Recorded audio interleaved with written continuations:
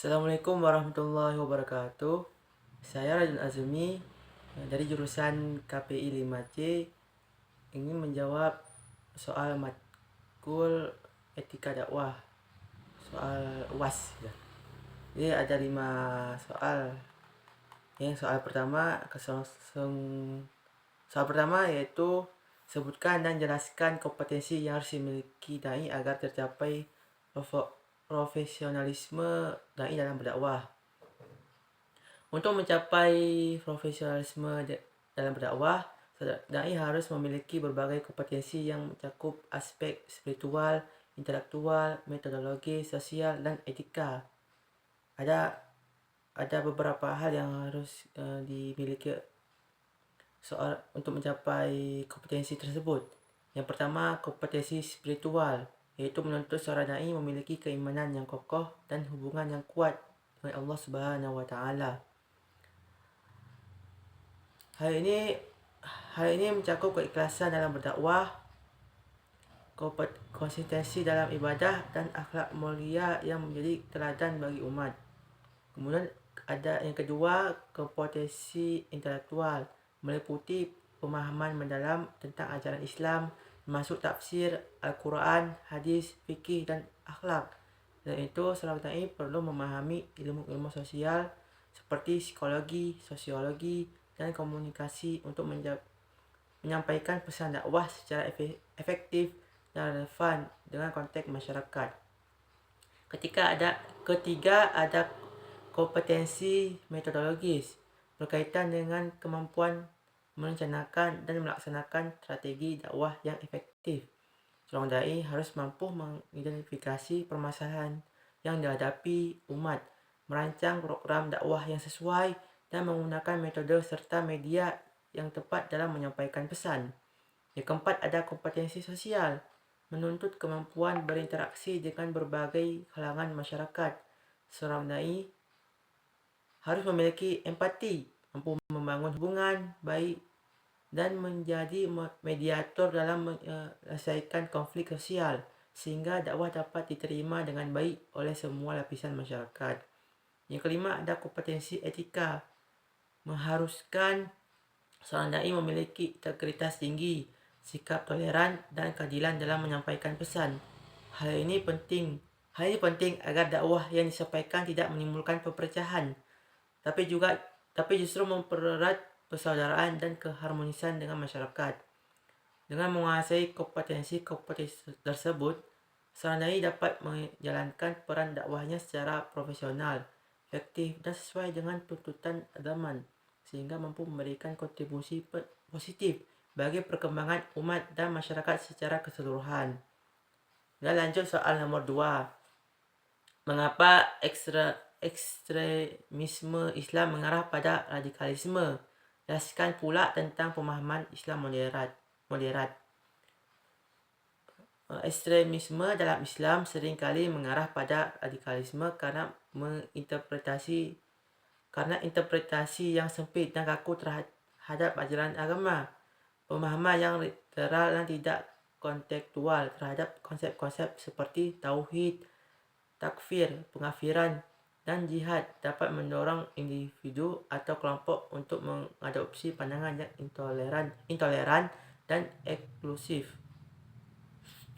Mereka mungkin melihat dunia dalam dikotomi hitam putih, di mana hanya ada kami yang benar dan mereka yang sesat atau kafir.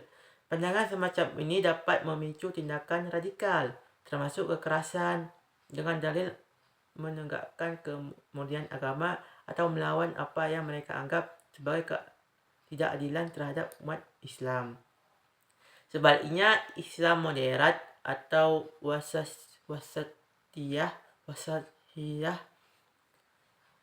menekankan keseimbangan, toleransi, dan inklusivitas dalam praktik beragama. Islam moderat mendorong umatnya untuk menghormati perbedaan, baik dalam konteks internal umat Islam maupun dalam interaksi dengan penganut agama lain. Prinsip-prinsip seperti keadilan, kasih sayang, dan penghormatan terhadap hak asasi manusia menjadi landasan dalam berinteraksi dengan sesama. Dengan kata ini sejalan dengan konsep Islam sebagai rahmatan lil alamin, rahmat bagi seluruh alam, yang bertujuan membawa kedamaian dan kesejahteraan bagi sesama manusia, bagi semua makhluk. Dengan demikian, memahami dan mengamalkan Islam secara moderat dapat menjadi penangkal efektif terhadap radikalisme dan ekstremisme, serta berkontribusi pada terciptanya harmoni sosial dan perdamaian global. Kemudian lanjut soal nomor 3, jelaskan pandangan yang tepat tentang isu tarif jasa dakwah. Ada dua pandangan terkait isu tarif jasa dakwah.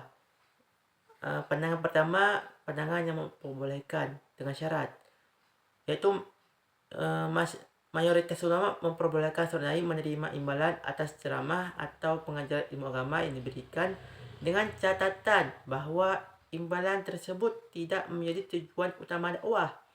Tujuan utama tetaplah menyampaikan risalah Allah Subhanahu wa taala. Sementara imbalan dianggap sebagai penyempurna dakwah. Namun, memasang tarif secara implisit dianggap tidak sah, tidak etis, dan dapat menghilangkan pahala dakwah karena dikhawatirkan menimbulkan kesan komersialisasi agama. Oleh karena itu, jika ada imbalan sebaiknya didasarkan pada kerelaan dan kesepakatan bersama tanpa penetapan tarif yang kaku. Kemudian ada pandangan yang melarang pemasangan tarif.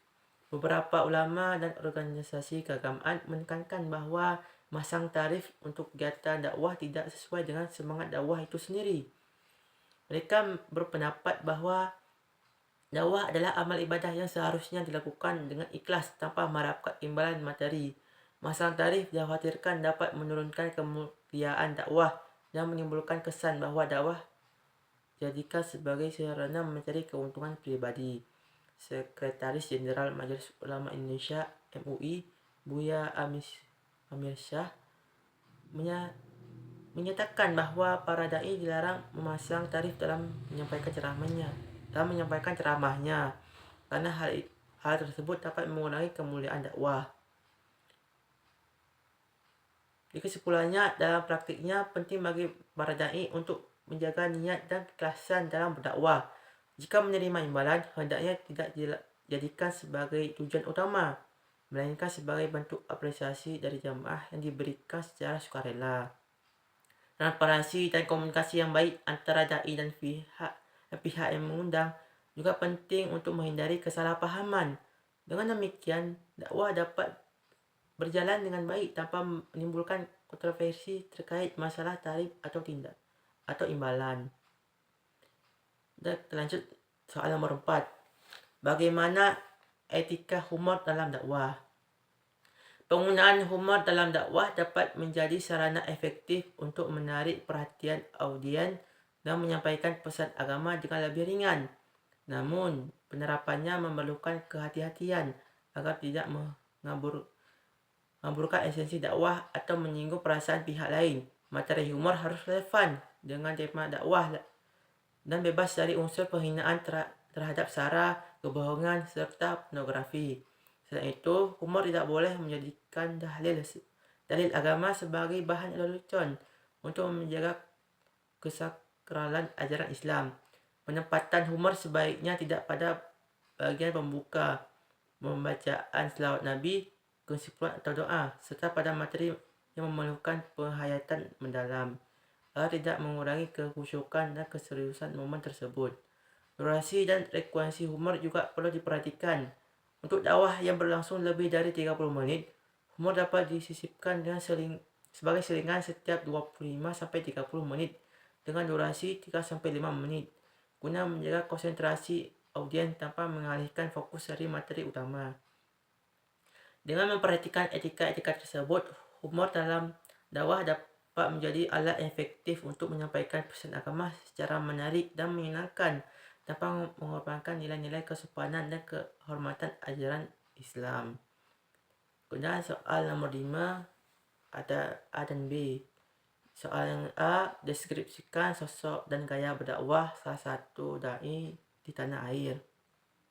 Oke, langsung saja. Salah satu dai terkemuka di Indonesia adalah Ustadz Ali Hidayat.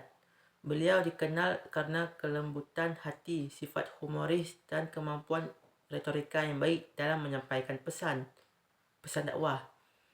Dalam berdakwah, Ustadz Ali Hidayat dikenal dengan gaya komunikasi yang tegas namun tetap santai, menggunakan bahasa yang mudah dipahami oleh berbagai kalangan. Beliau sering memanfaatkan media papan tulis untuk menuliskan poin-poin penting dan referensi dari kitab-kitab sehingga memudahkan audien dalam memahami materi yang disampaikan. Dalam ceramahnya, Ustadz Ali Hidayat sering menuliskan Dalam ceramahnya, Ustadz Ali Hidayat juga aktif memanfaatkan platform media digital seperti YouTube untuk menyebarkan dakwahnya, menjangkau audiens yang lebih luas. Beliau juga mendirikan Quantum Arshad Institute pada tahun 2013, sebuah pusat kajian Islam yang fokus pada pengembangan pemahaman Al-Quran dan hadis.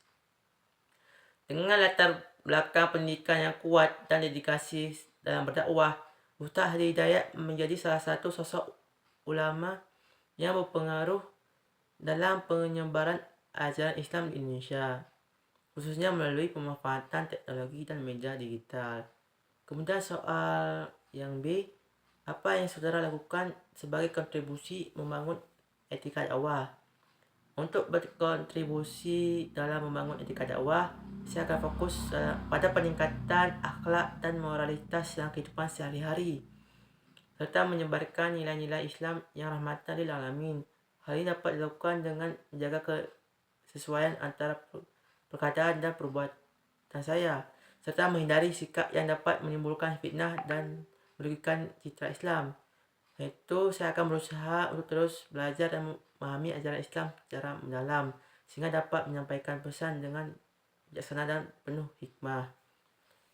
Oke, ini saja yang bisa saya sampaikan mengenai jawaban UAS matkul etika dakwah. Kekurangan dari saya mohon maaf.